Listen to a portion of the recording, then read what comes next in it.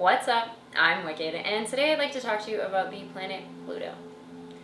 Pluto is a controversial planet because it seems to be continuously undecided on whether it is or it isn't, but in astrology it is one of our planetary bodies, and its energetic occurrence still affect us regardless of how NASA chooses to classify it. Pluto is ruled by Hades, the god of the underworld, so its focus is on a lot of death and destruction, but this is not without reason. This is also a very transformative planet, and it rules over the zodiac of Scorpio, so it knows all about the seasons of life and the constant changes that come with it. Pluto's focus is often on dismantling that which no longer serves and allowing space for something better to come in.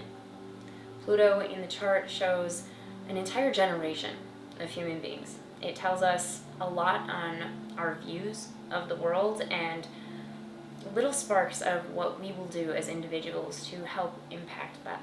Pluto retrogrades once a year for approximately 5 months, and when these destructive energies are working backwards against themselves, there's really nothing that is off limits. There will be a lot of chaos through this time, but it is going to be focused through whichever zodiac sign Pluto resides in.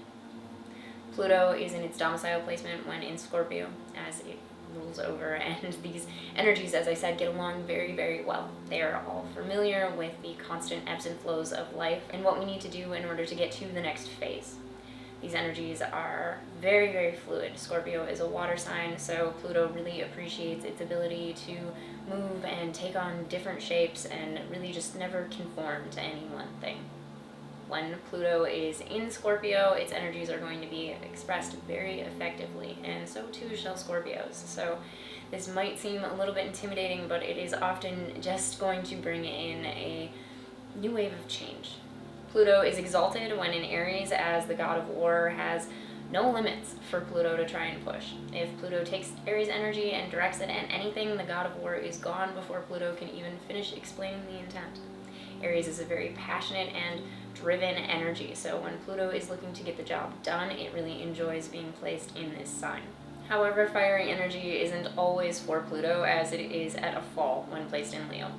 Pluto does not care for all of the vain energy that Leo can bring in. It does not have time for vanity or a performance or a show of any type. Pluto is just trying to get its work done. So these two energies really conflict. Leo wants to go play and enjoy the world with this bright, sunshiny demeanor, and Pluto has absolutely no interest in that.